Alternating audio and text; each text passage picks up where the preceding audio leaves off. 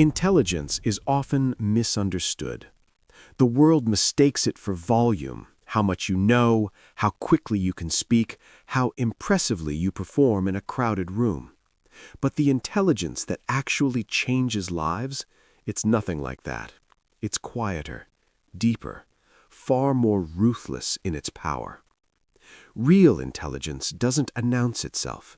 It moves like water, silent, relentless, shaping everything around it without demanding attention. It reveals itself in how you hold composure when everything is collapsing. It shows up in how you see situations with absolute clarity while others remain blind. It emerges in the choices you make when nobody's watching, when the stakes are invisible but the consequences are permanent. This audiobook isn't about sounding intelligent, it's about becoming dangerously intelligent. The kind of mind that operates on a different frequency entirely. The kind that gives you an unfair advantage in thinking, in deciding, in living. Dangerous intelligence moves without fanfare. It doesn't need to prove itself through arguments or demand validation through constant expression. It observes, it listens, it thinks before it moves. It understands human nature, the patterns beneath behavior, the consequences most people miss, while remaining emotionally unshakable. This form of intelligence allows you to move through life with laser-focused clarity instead of drowning in confusion, with deliberate intention instead of being swept away by every impulse. When you cultivate it, you stop being easily manipulated by circumstance, by others' emotions, by your own reactivity. You become steady where chaos reigns. You remain focused where others scatter and panic. You decide with conviction where everyone else hesitates and second guesses. In this audiobook, we're treating intelligence as a discipline, not some innate talent you either have or you don't. You'll learn to master yourself before attempting to master anything external. You'll discover how to slow your thinking down so you can actually see more clearly, ask questions that matter, and make decisions that hold up even when you're working with incomplete information. We'll break down how to build genuine mental independence, freedom from the constant need for others' approval, how to truly understand people without becoming trapped by their opinions of you, how to think in terms of consequences that unfold over years, not just what happens today. You'll learn that discipline, strategic silence, and emotional mastery sharpen your mind and protect your judgment from corruption. This journey isn't about becoming cold or emotionally distant. It's about becoming grounded. It's about trading reactive emotional explosions for thoughtful, calibrated responses. It's about replacing confusion with clarity and noise with pure, deliberate purpose. As you move through this, you may notice shifts in how you listen, in how you speak, in how you make decisions. You might become more selective with your words, using them only when they matter, more patient with your actions, more intentional with your time. This isn't withdrawal from life. This is growth in its most authentic form. Becoming dangerously intelligent comes with weight, with responsibility. When you see more clearly, you must act more wisely. When you understand people at a deeper level, you must choose integrity over manipulation. When you gain this mental control, you must use it to build, never to dominate. This audiobook will challenge you to think deeply, to question your most comfortable assumptions, and to refine your mind through discipline and relentless patience. Don't rush through this. Absorb it, reflect on it, apply it gradually to your life. Progress matters far more than speed. Growth matters more than perfection. If you truly commit to what's ahead, you'll begin to feel something emerging from within, a quiet strength, a power rooted in clarity, self-control, and deliberate action. Let's begin. Chapter 1. Master yourself before you try to master anything else. Before you redesign your life, before you build new skills, before you try to outmaneuver the world, there's one place and only one place where the real work starts. Within you. Not your circumstances, not the people holding you back, not your missed opportunities. You. Because here's the brutal truth. If you cannot control your reactions, manage your impulses, and regulate your emotions, no amount of knowledge, talent, or opportunity will save you. Intelligence without self-control is unstable. It fractures under pressure. It turns against you at the exact moment you need it most. Most people chase external mastery, money, influence, status, respect, but they skip the hard work of internal mastery. They want power without the discipline required to handle it. They want confidence without the self-control underneath it. They want freedom without accepting the responsibility that comes with it. This is why they struggle. The truth, as uncomfortable as it is to face, the first evidence of real intelligence is self-mastery. If you cannot control your behavior, manage your impulses, and regulate your emotions, you don't have a life. You're being dragged through one. Think about how many problems exist not because someone lacked ability, but because they lacked control. A sharp comment fired in a moment of anger, a decision made while emotions were screaming, an impulse that felt irresistible, a moment where feeling took over and intelligence went silent. These moments demolish relationships, they sabotage careers, they eliminate opportunities that will never return, they steal peace of mind. Not because the person wasn't capable, but because they were untrained. Self-control isn't about suppression. It's not pretending your emotions don't exist or forcing yourself into numbness. Self-control is awareness. It's noticing the emotion rising like a wave and choosing not to let it steer the ship. It's that crucial ability to pause, to create space between what happens and what you do next.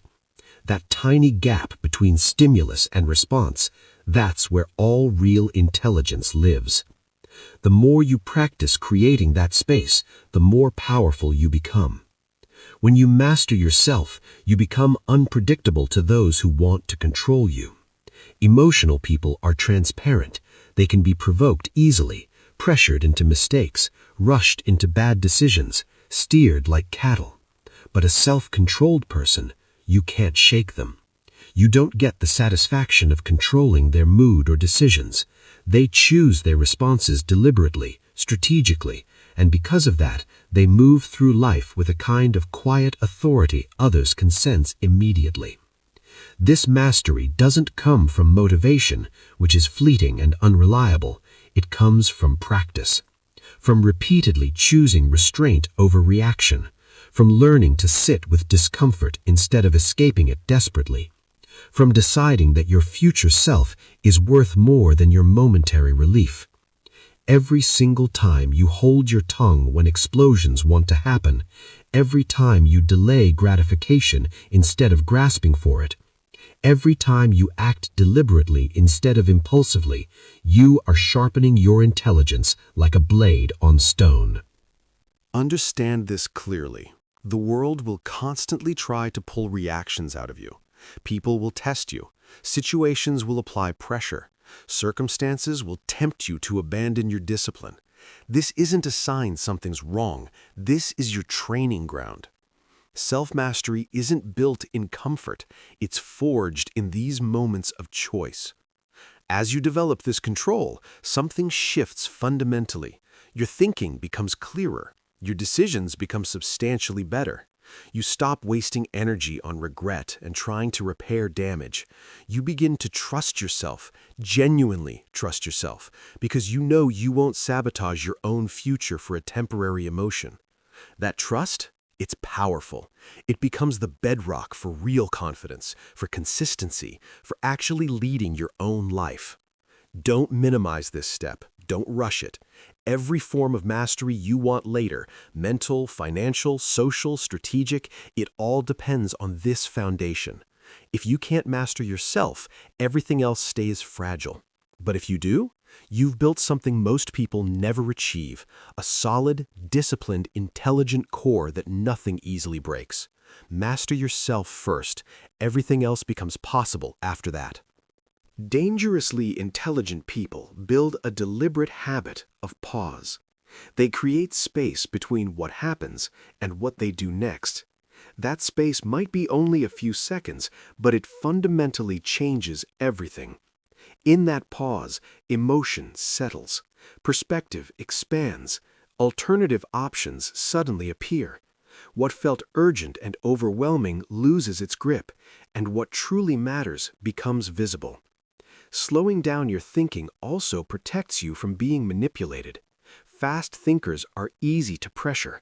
They can be rushed into bad decisions, pushed by fear, tempted by manufactured urgency. When you slow down, you remove that leverage entirely. You stop being controlled by timelines that aren't yours. You begin to decide on your own terms, not someone else's. This doesn't mean you become passive or avoid action. It means you choose action deliberately. You gather enough understanding before moving. You ask yourself essential questions. What am I actually missing here? What happens if I wait? What's the real long-term effect of this choice? These questions don't slow you down in life. They save you from catastrophic, unnecessary damage. Clarity requires calm. When your mind is racing in panic, it cannot see accurately. Stress narrows perception to tunnel vision. Anxiety distorts judgment. Slowing down allows your nervous system to actually settle, and when it does, your thinking automatically improves. You hear more nuance. You notice details others miss. You sense when something is off even before you can fully explain why. There's also quiet confidence in slow thinking. When you're not rushing to respond, you stop competing for attention or trying to prove your worth immediately. You become comfortable with silence. That comfort radiates outward. It signals to yourself and to others that you're genuinely grounded. You're not being dragged by the moment, you're choosing it. Practicing slower thinking starts with small, deliberate choices. Pause for a breath before responding in conversation. Delay decisions that carry serious long-term consequences. Give yourself actual time to reflect instead of reacting instantly. Over time, this becomes natural. Your default state shifts from urgency to genuine awareness. As you develop this habit, something remarkable happens. Your accuracy improves dramatically. You make fewer mistakes. You choose better paths. You stop apologizing for avoidable errors. Life begins to feel less chaotic, not because it changed, but because you're no longer rushing through it blindly anymore. In a world that relentlessly rewards speed, slowing down is a quiet, hidden advantage. It allows you to see what others completely miss. It helps you avoid traps that others blindly walk into. It transforms thinking from a reflex into an actual tool. And when you can think clearly even under pressure, you gain something rare and incredibly valuable: control. Slow down your thinking. Clarity is waiting there. Chapter 4. Build mental independence. One of the most critical steps toward real intelligence is learning to think without requiring permission. Most people don't realize how much of their thinking is borrowed. Their opinions are shaped by trends, by social circles, by whatever headlines are screaming loudest, by the dominant voices around them. They believe they're choosing freely, but usually they're just absorbing whatever's being broadcast. Mental independence begins when you notice this pattern and decide to stop it. The world aggressively rewards conformity. Agreeing is easier than questioning. Following is safer than standing alone. From childhood, people are trained to look outward first, seeking validation from authority, from peers, from the crowd, before ever looking inward for actual truth. Over time, this creates a powerful habit of dependency. Instead of asking, "What do I actually think?" they ask, "What am I supposed to think?" This habit weakens judgment, it erodes confidence, it keeps you trapped. Dangerously intelligent people do the opposite. They're willing to be temporarily uncomfortable in order to be permanently free. They don't reject popular ideas just to be contrarian, but they also don't accept them without serious examination. They test beliefs against reality, against logic, against their actual experience. If something holds up under scrutiny, they keep it. If it doesn't, they abandon it, regardless of how popular or comfortable it is. Building independent thinking requires real courage. The moment you stop automatically agreeing, you risk being misunderstood. You risk being labeled difficult, withdrawn, or even wrong. But independence has always carried a cost. The question is whether you're willing to pay that price to think for yourself, or whether you prefer the comfort of blending invisibly into the crowd. A crucial part of independent thinking is learning to sit with uncertainty. When you're not relying on group opinions to tell you what to think, there will be moments when you don't immediately know what you believe. Many people rush to adopt opinions just to escape that uncomfortable not knowing. But intelligent thinkers allow the discomfort.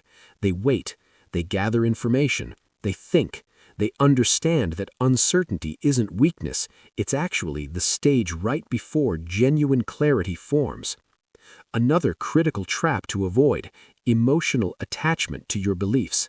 When your identity becomes wrapped up in what you believe, you stop thinking and start defending.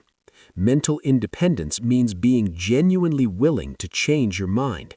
When evidence shifts, that flexibility isn't inconsistency, it's intelligence evolving. A rigid mind might feel strong, but it breaks under pressure. A flexible mind adapts, it grows, it improves. You also build independence by carefully controlling what you allow into your mind.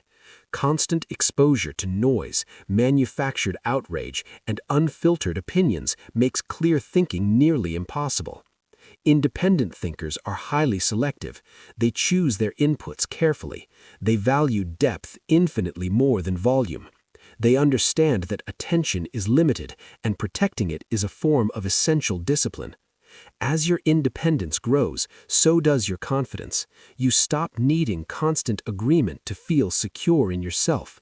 You listen to others without immediately reacting.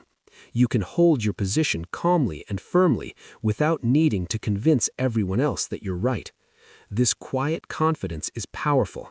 It signals that you're grounded in your own thinking, not swayed by every shift in the room. Building mental independence is a process, not an event. It happens through daily choices: questioning instead of repeating, thinking instead of reacting, pausing instead of rushing to agree. Over time, these choices compound into something real. You develop a private, reliable inner compass. You know where you stand even when everyone else around you is uncertain. In a world absolutely full of borrowed opinions and second-hand thinking, an independent mind stands out, not because it's loud, but because it's steady. And that steadiness becomes a source of strength you can depend on for your entire life. Chapter 5. Ask better questions before you look for better answers. Most people spend their lives chasing answers. They want quick solutions, clear instructions, certainty delivered fast. When something goes wrong, their first instinct is to ask, "What should I do?" But dangerously intelligent people start somewhere entirely different. They understand something fundamental. The quality of an answer can never exceed the quality of the question that produced it. A weak question leads inevitably to weak outcomes. Ask shallow questions and you get shallow results. Ask rushed questions and you get rushed, reckless decisions. Many problems don't persist because answers are unavailable. They persist because the questions being asked are wrong. Your mind moves in the direction of its questions. Change the question and you change the entire direction of your thinking. Better questions slow you down in exactly the right way. They interrupt emotional reactivity and force genuine clarity. Instead of, "Why is this happening to me?" which is a victim question, ask, "What can I learn from this?" Instead of, "How do I escape this discomfort?" ask, "What is this discomfort trying to tell me?" These subtle shifts might seem small, but they redirect your entire thinking process. Dangerously intelligent people use questions to explore, not to escape. They don't ask questions to avoid responsibility or to justify inaction. They ask to understand structure, cause, and real consequences. They're genuinely curious about how things actually work, not just how they feel in this particular moment. Curiosity, when disciplined and directed, becomes an incredibly powerful thinking tool. One of the most valuable habits you can develop is learning to question your own assumptions. Assumptions are invisible beliefs running your behavior without your conscious awareness. When something frustrates you, ask yourself, what am I actually assuming here?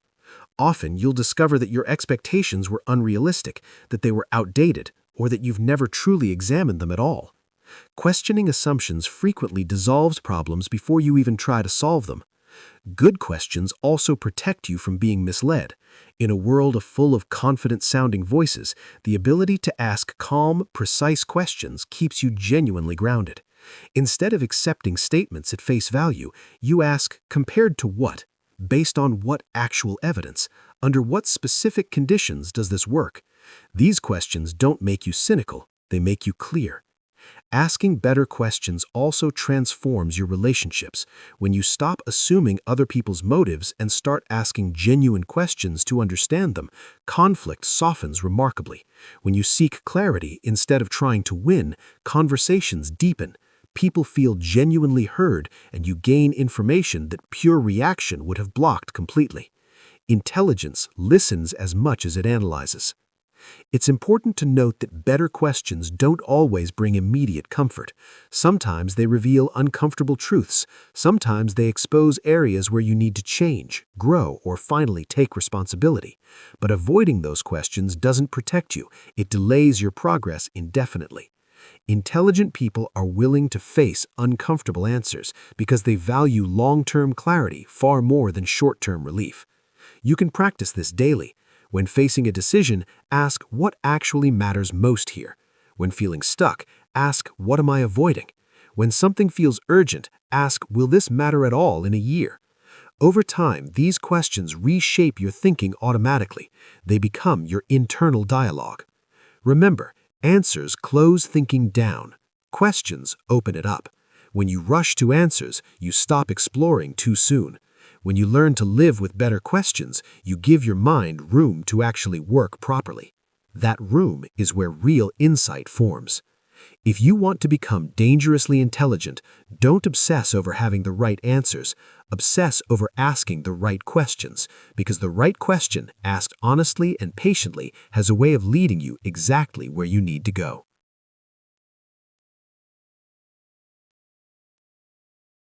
Chapter 6. Control your emotions before they control your decisions. Emotions are incredibly powerful. They shape how you perceive reality. They influence your judgment. They drive your behavior. And yet most people treat their emotions as unquestionable authorities that must be obeyed immediately. If they feel angry, they act angry. If they feel afraid, they retreat completely. If they feel excited, they rush forward recklessly. This automatic obedience isn't strength, it's a complete loss of control. Dangerously intelligent begins when emotions are understood, not obeyed.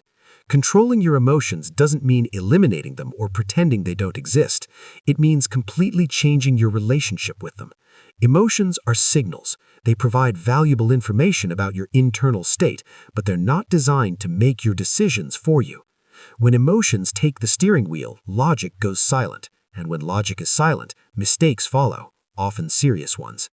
Think back to moments when emotion overpowered reason, a decision made in anger that created months or years of regret, a fearful hesitation that cost you an opportunity that never returned, an emotional reaction that damaged trust you spent years building. In those moments, intelligence existed, but it wasn't in control. The emotion was louder, and the decision paid an enormous price. Dangerously intelligent people create separation. They feel emotions fully, they don't suppress them or deny them, but they don't act immediately on those feelings. They observe their internal state the way a scientist observes data. I'm feeling anger, I'm feeling anxiety, I'm feeling excitement. That simple act of naming creates critical distance, and in that distance, choice returns. This ability becomes especially important when pressure intensifies. Stress amplifies emotion and narrows thinking to survival mode. When emotions surge, the mind becomes fixated on immediate relief rather than long-term benefit. Slowing down, breathing deeply, and giving yourself time to settle isn't weakness, it's strategy. It allows the emotional wave to pass before it permanently shapes your future. Another critical skill is recognizing emotional patterns. Many of your reactions aren't actually about the present moment at all. They're echoes of past experiences, old insecurities, or expectations that were never truly realistic. When you react automatically, you're often responding to history, not to what's actually happening now. Intelligence asks, is this about now or is this rooted in something old? That single question alone can prevent unnecessary damage. Emotional control also changes how others experience you fundamentally. People quickly learn whether you're reactive or composed. A reactive person is easy to provoke, manipulate, and destabilize. A composed person sets the emotional tone of the entire room. Calm becomes their signature, and over time becomes their authority. This doesn't mean you suppress emotional expression or become emotionally distant. It means you choose when to speak, when to wait, and when to let things pass without comment. You stop giving people instant access to your emotional state whenever they want it. That choice protects your energy and your clarity. Practicing emotional control starts in small moments. Pause before responding to criticism. Delay important decisions when emotions are running high. Notice the physical signals, tightness, heat, restlessness, that indicate emotional activation. These are early warnings, not emergencies. Responding with awareness instead of action is how real control gets built. Over time, something fundamental shifts. Emotions still arise, you're human, but they no longer hijack your thinking. You become less reactive, more deliberate. You stop being surprised by your own behavior. That consistency builds genuine self-trust, and self-trust is one of the strongest foundations of real confidence. Remember this, every major regret is tied to a moment when emotion overpowered judgment. Every major breakthrough is tied to a moment when someone stayed composed under pressure. Control your emotions and you reclaim your ability to choose wisely. If you want to become dangerously intelligent, this skill is non-negotiable. Master your emotions, and your decisions will finally reflect your true capacity. Chapter 7. Understand people without needing their approval. One of the most subtle and destructive traps in life is the need to be liked. It hides behind politeness, cooperation, and even acts of kindness. But when approval becomes a requirement, clarity evaporates. Your words soften when they should be firm. Your decisions bend when they should stand solid. And slowly, almost imperceptibly, your thinking becomes compromised. Dangerous intelligence begins when you can understand people deeply without depending on their acceptance of you. Most people aren't conscious of how much approval influences their behavior. They say yes when they mean no. They stay silent when they should speak. They agree publicly and resent privately. This isn't because they lack intelligence, it's because they fear rejection. That fear distorts everything. When the need for approval enters the room, honesty often leaves. Understanding people requires genuine observation, not emotional dependency. When you're desperate to be liked, you stop seeing clearly. You interpret people's words instead of watching their actions. You overlook revealing patterns because acknowledging them might create discomfort. But when you release the need for approval, your perception becomes sharp. You begin to notice tone, timing, consistency, and actual motive. You see people as they truly are, not as you wish them to be. Dangerously intelligent people listen carefully, but they don't chase validation like it's oxygen. They pay attention to behavior far more than to promises. They notice how people act under pressure, not how they perform when everything's easy. This kind of understanding is only possible when you're emotionally independent. Approval seeking creates blind spots. Independence removes them. Letting go of approval doesn't mean becoming cold or disrespectful. It means choosing truth over comfort. You can still be kind, fair, and genuinely respectful without surrendering your judgment to others. In fact, real respect often increases when people sense that you're not trying desperately to please them. Calm independence creates a quiet strength that others recognize, even if they don't fully understand it. When you no longer need approval, conversations transform. You listen more patiently because you're not waiting for your turn to impress. You speak more clearly because you're not filtering every thought through fear of rejection. You can disagree without hostility and accept disagreement without defensiveness. This emotional stability makes all communication more honest and more effective. There's also profound freedom in this shift. You stop carrying the burden of other people's opinions. Praise no longer inflates you unreasonably, and criticism no longer crushes you. Feedback becomes information, not identity. This balance allows you to adjust when needed without losing your center. Understanding people without needing approval also protects you from manipulation. Many forms of control rely on emotional hooks: guilt, flattery, fear of disapproval. When those hooks no longer work on you, influence loses its power. You can evaluate requests, offers, and demands based on logic and alignment, not emotional pressure. This skill develops gradually over time. Start by noticing when you change your behavior to gain approval. Notice when you withhold truth to avoid discomfort. These moments aren't failures, they're signals. Each time you choose clarity over approval, you strengthen your independence. Over time, something unexpected happens. People who genuinely value honesty begin to respect you more. Those who relied on your compliance may resist at first, but that resistance is often a sign that your growth is real. Not everyone will be comfortable with your independence, and that's completely okay. You're not here to be universally approved. You're here to live intelligently. Understanding people deeply while remaining emotionally free is a rare skill. It allows you to connect without losing yourself, to lead without dominating, and to move through relationships with genuine clarity instead of confusion. When you release the need for approval, you gain something far more valuable: control over your own thinking. That control is what allows intelligence to operate at its highest level. Chapter 8. Say less, observe more.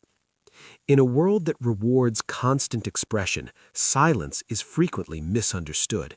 Speaking quickly, sharing opinions freely, and reacting instantly are celebrated as signs of confidence and intelligence, but the opposite is often true. The people who speak the most usually understand the least about what's actually happening. Dangerous intelligence understands the profound value of restraint. It knows that observation must come before expression. When you speak less, you notice more. You hear not only what's said, but how it's said.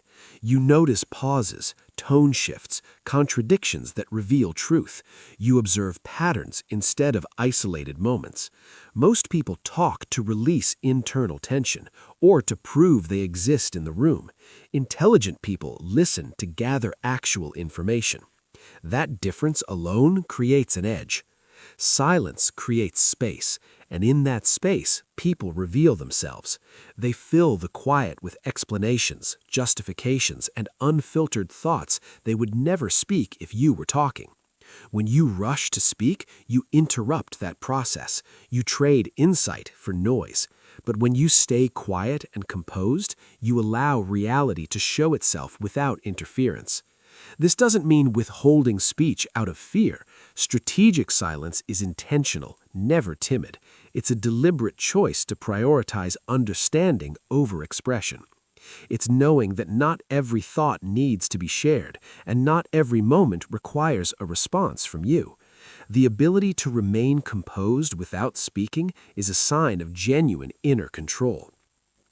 Many conflicts escalate unnecessarily because of extra words, a comment made too quickly, a defense offered too soon, an explanation given to someone who had no interest in understanding anyway. When you speak less, you reduce friction naturally. You avoid revealing more than necessary. You protect your position. Dangerously intelligent people understand that words carry weight. Once spoken, they cannot be retrieved or unsaid. Silence, on the other hand, keeps options open. It allows you to adjust, to choose your timing, and to speak with precision when it truly matters. Speaking less doesn't make you invisible, it makes you deliberate. Observation also sharpens your judgment considerably. When you're not busy talking, your mind stays engaged with what's unfolding. You begin to see dynamics, power shifts, and the unspoken rules that govern interactions. You notice who leads, who follows, who reacts emotionally, and who stays composed. This awareness informs better decisions later. Another benefit of speaking less is natural emotional regulation. Talking often amplifies emotion. Silence allows emotion to settle. When you resist the urge to react verbally, you give yourself time to regain clarity. Many of the most intelligent responses are born in silence, not in immediate reaction. As you practice this, you may notice discomfort. Silence can feel awkward at first, especially in social situations where everyone's expected to fill every gap. But that discomfort is temporary. Over time, silence becomes genuinely comfortable. You grow at ease with not filling every gap, and that comfort signals confidence. People sense immediately when someone is not desperate to be heard. This doesn't mean you never speak. It means you speak strategically. When you do speak, your words carry more weight because they're rare, measured, and grounded. People listen differently when they know you don't speak casually or just to hear your own voice. Practicing this skill is straightforward, but not easy. Pause before responding. Let others finish completely. Allow silence to exist without rushing to end it. Ask yourself whether what you're about to say adds genuine value or simply adds noise to the conversation. Over time, this habit becomes automatic. In a noisy world, clarity belongs to those who can observe quietly. Saying less and observing more is not withdrawal from life, it's preparation. It allows you to move with insight instead of impulse. Silence sharpens intelligence. Use it deliberately. Chapter 9. Think in long-term consequences. Most people live inside the moment. They make decisions based on how something feels right now, how convenient it is today, how quickly it resolves an immediate problem. The future is treated like a distant abstraction instead of a living reality that's coming toward them. Short-term thinking is seductive. It promises relief, comfort, and certainty delivered instantly, but it hides long-term costs. A decision that feels easy today can become a burden you carry for years. A shortcut that saves time now may eliminate opportunities later. Intelligent people learn to resist this pull and train their minds to follow consequences forward, like following a thread through a maze. Thinking long-term doesn't mean predicting everything perfectly. It means respecting the fundamental principle of cause and effect. Every choice sets something in motion. Words create relationship dynamics. Habits gradually shape your character.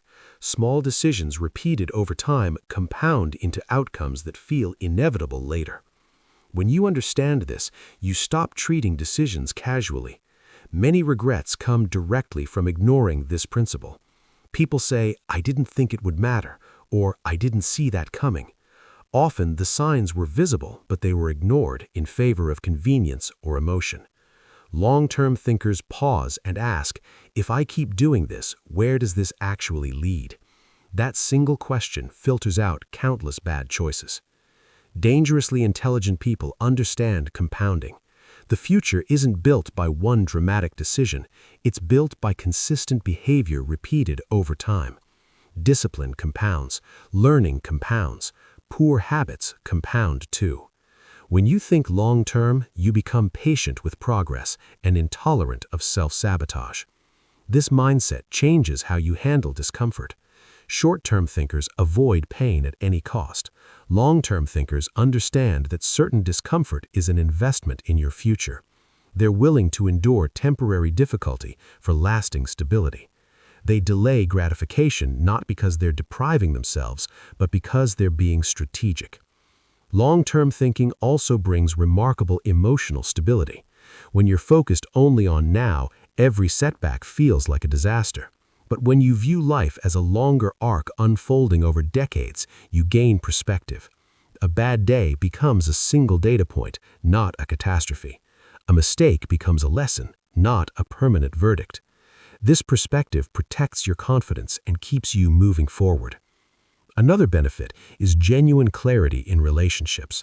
When you think long-term, you pay attention to patterns, not empty promises. You notice consistency, not momentary charm.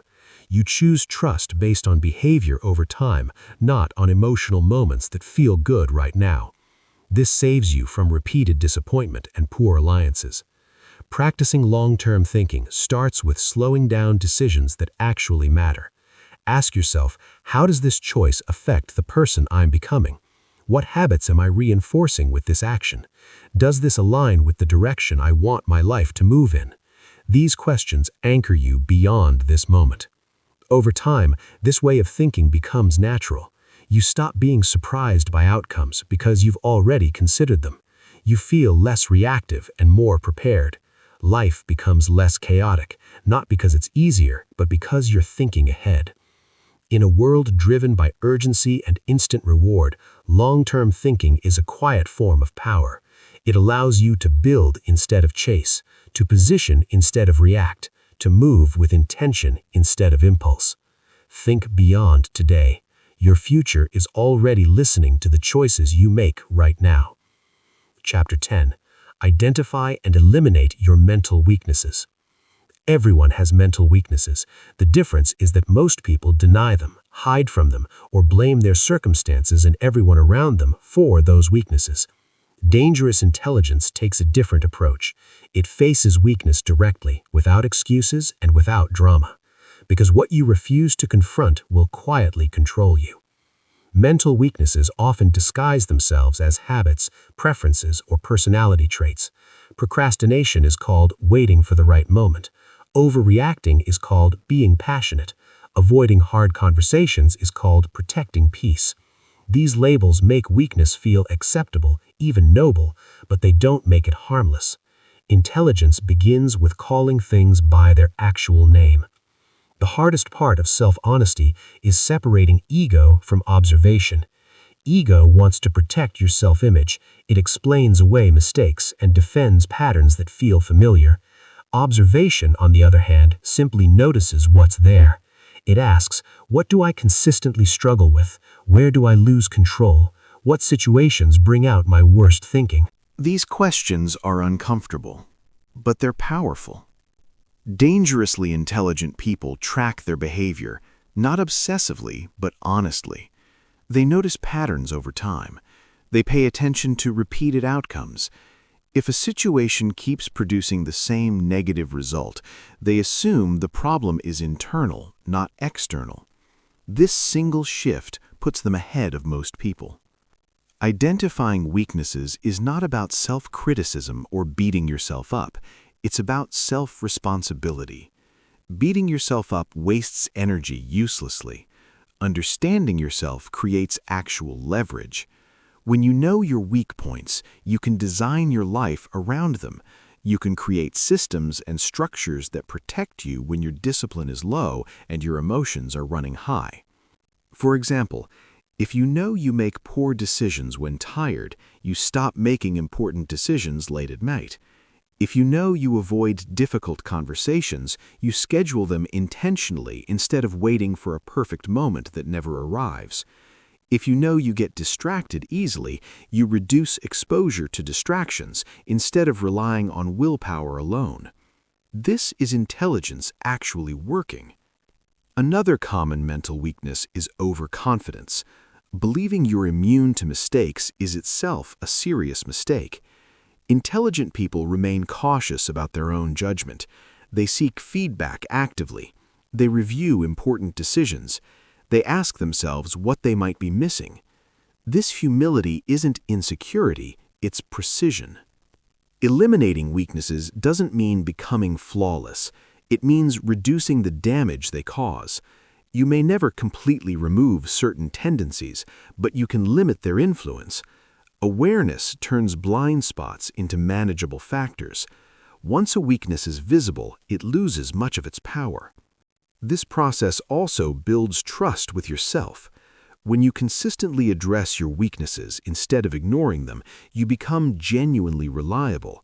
You stop surprising yourself with behavior you regret. That reliability strengthens real confidence, not the fragile kind based on ego, but the solid kind based on actual consistency. It's important to understand that growth isn't always about adding more. Often it's about removing what's in the way. Progress frequently comes faster when you eliminate friction than when you pile on new techniques and strategies. Weakness removal clears the path for strength to finally express itself. Make self-assessment a regular practice, not emotional, not judgmental, just factual. What worked, what didn't, what pattern showed up again. Over time, this habit sharpens your self-awareness and strengthens your judgment. If you want to become dangerously intelligent, you must be willing to see yourself clearly, not as you wish to be, not as you fear to be, but as you actually are. That clarity is uncomfortable, but it's liberating. Identify your mental weaknesses, eliminate their influence. Watch how much lighter, sharper, and more controlled your life becomes. Chapter 11. Learn to decide without perfect information. One of the greatest sources of stagnation in life is the addiction to certainty. Many people delay decisions endlessly because they want more data, more clarity, more reassurance. They tell themselves they're being careful, being strategic. Usually, they're just being afraid. Dangerously intelligent people understand a hard truth. Perfect information almost never arrives, and waiting for it can silently cost you years of your life. Life does not reward those who wait until everything is clear. It rewards those who can think clearly within uncertainty. Most important decisions, career moves, relationships, major commitments, significant opportunities, are made with incomplete information. If you demand certainty before acting, you give control of your entire life to hesitation. This doesn't mean acting recklessly. There's a crucial difference between thoughtful risk and blind impulse. Intelligent decision-making is about weighing what you know, acknowledging what you don't, and moving forward anyway. It's the ability to say, this isn't guaranteed, but it's aligned with my values, and I'm taking responsibility for the outcome. Fear often disguises itself as logic. The mind creates endless what-ifs to avoid commitment. What if it fails? What if something better appears later? What if I'm wrong? These questions feel rational, but when they prevent all action, they become a trap. Dangerously intelligent people recognize when analysis has transformed into avoidance. Confidence is built through decisions, not before them. Most people believe they must feel confident to act.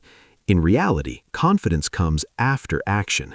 Each decision you make strengthens your judgment regardless of the outcome. Even mistakes teach you something invaluable. Indecision teaches nothing. Learning to decide without perfect information also sharpens intuition. Intuition isn't magic. It's pattern recognition built through accumulated experience. The more decisions you make, the more data your mind accumulates. Over time, you sense when something is right or wrong before you can fully explain it. But this ability only develops through action, not observation. Another key skill is knowing when information is enough. Not every choice deserves the same level of analysis. Small decisions should be made quickly. Larger ones deserve more thought, but not endless delays.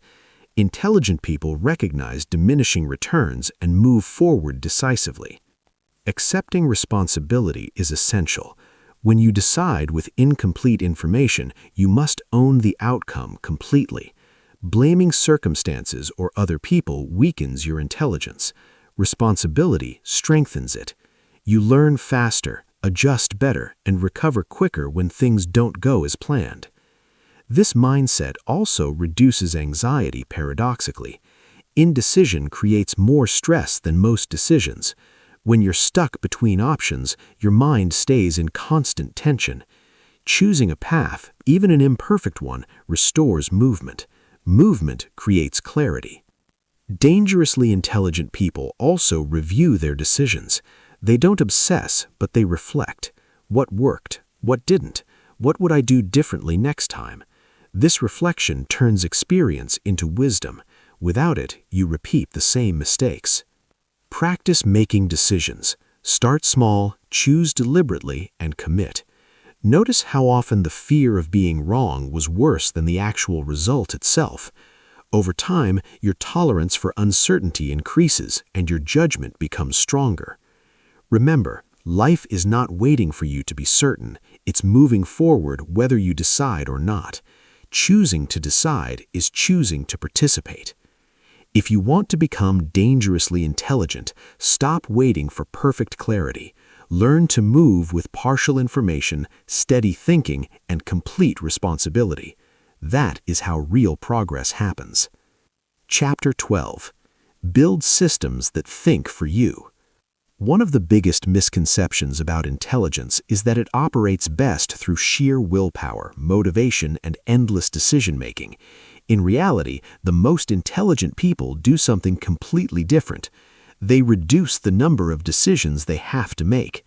They don't rely on motivation, they rely on systems. A system is a structure that guides behavior automatically. It removes friction from good choices and adds friction to bad ones. When you build systems, you stop asking yourself what to do in the moment. The decision has already been made. This frees your mind for deep thinking instead of constant self-negotiation. Willpower is unreliable. It fluctuates with mood, energy, and stress. On your best days, it feels strong. On your worst days, it disappears completely. Systems, on the other hand, don't care how you feel. They operate consistently regardless. That consistency is what makes them so powerful. Think about how much energy is wasted deciding the same things repeatedly. What should I work on first? When should I rest? How do I respond to this familiar situation again? Each decision drains mental resources that could be directed elsewhere. Systems remove that drain. They turn recurring decisions into automatic actions. Building systems starts with identifying where your judgment fails under pressure. Do you lose focus when overwhelmed? Do you make poor choices when tired? Do you procrastinate when tasks feel unclear? These aren't character flaws, they're design flaws. Fix the system and the behavior improves naturally. For example, instead of relying on discipline to maintain focus, create a system that eliminates distractions. Instead of trusting motivation to exercise, schedule it as a non-negotiable appointment. Instead of hoping you'll remember priorities, write them down and review them daily.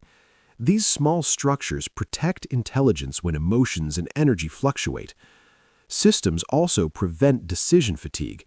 When your mind isn't overloaded with trivial choices, it performs exponentially better on important ones. This is why clear thinkers often live simply. They minimize unnecessary complexity so their attention can be directed where it matters most. Another advantage of systems is resilience. When life becomes stressful, habits are often the first things to break. Systems hold even under pressure. They give you something solid to return to when focus is lost. This stability keeps you grounded during chaos. Designing effective systems requires radical honesty. You must accept how you actually behave, not how you wish you behaved. Intelligent systems work with human nature, not against it. They assume moments of weakness and plan for them. That's not pessimism, it's realism. Over time, systems compound into something powerful. Small daily structures create massive long-term outcomes. When good behavior becomes automatic, progress feels effortless. This isn't because the work disappeared, it's because resistance did. Building systems that think for you doesn't make you less intelligent, it makes you more strategic. It allows your intelligence to be used where it has the most impact, on learning, creating, deciding, and adapting. If you want to become dangerously intelligent, stop relying on motivation. Build systems that support clarity, discipline, and consistency. When your systems are strong, your thinking stays sharp even on your worst days. Chapter 13. Use discipline to sharpen your mind. Discipline is profoundly misunderstood. Many people see it as restriction, pressure, or punishment. They associate it with forcing themselves to do things they resist. But the reality is different entirely. Discipline is not about force. It's about freedom. Dangerously intelligent understands that discipline clears the mind, strengthens focus, and creates mental sharpness. A distracted mind is a weak mind. When your attention is scattered in 1,000 directions, your thinking becomes shallow. You jump between tasks, thoughts, and impulses without depth or direction. Discipline creates boundaries. It tells your mind where to focus and where not to wander. Within those boundaries, clarity grows. Think of discipline as mental alignment. It brings your actions into agreement with your actual intentions. Without it, even the brightest ideas remain theoretical and unused. Intelligence without discipline stays locked away. Discipline turns thinking into action and action into results. Dangerously intelligent people use discipline to protect their energy consciously. They understand that mental fatigue dulls judgment severely, so they structure their days to reduce unnecessary decisions, distractions, and emotional noise. They don't leave their attention exposed to constant interruption. They guard it carefully, because attention is the fuel of all thinking. Discipline also strengthens patience. When you train yourself to follow routines, complete tasks, and delay gratification, your mind becomes calmer. You stop craving constant stimulation. You become genuinely comfortable with focus. That comfort allows deeper thinking to emerge naturally. Many breakthroughs come not from sudden inspiration, but from sustained, disciplined attention. This kind of discipline is not rigid or mechanical. It's intentional. It's choosing consistency over chaos. It's doing small, important things even when they don't feel exciting or rewarding. Over time, these small acts build real mental endurance. Your ability to concentrate improves dramatically. Your resistance to distraction increases. Your thinking becomes steadier even under pressure. Another benefit of discipline is emotional regulation. When your life lacks structure, emotions easily take control. Fatigue leads to irritability. Stress leads to impulsive decisions. Discipline stabilizes your internal state. Regular sleep, deliberate movement, reflection, and focused work create emotional balance. That balance supports clear thinking. Discipline also builds trust with yourself.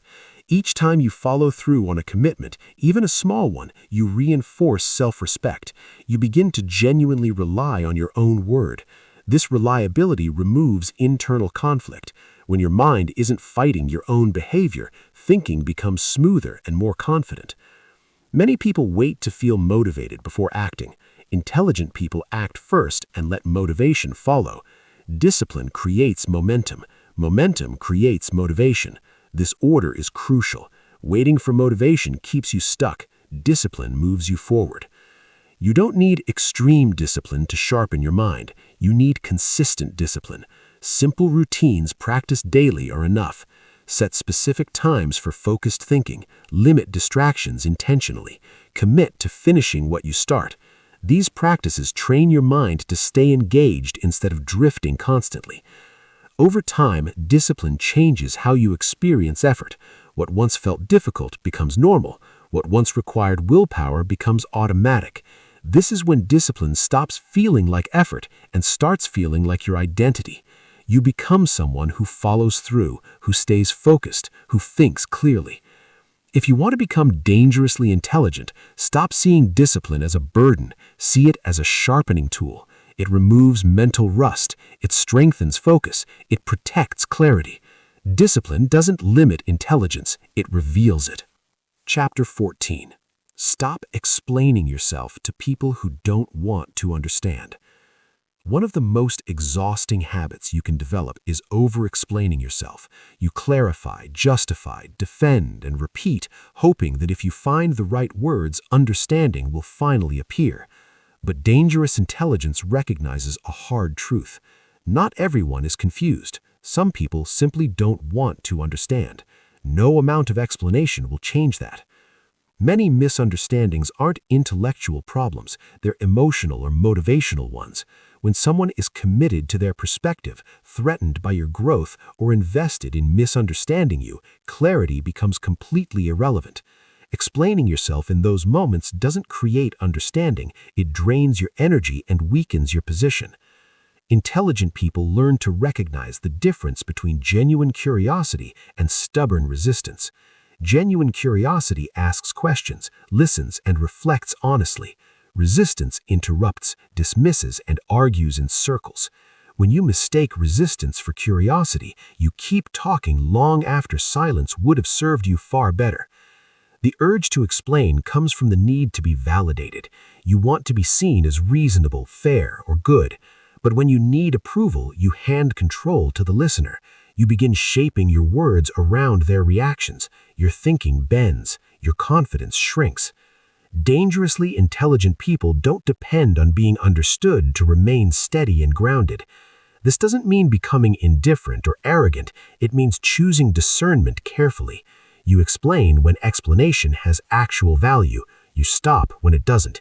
You learn that clarity is not something you force on others. It's something they must be willing to receive.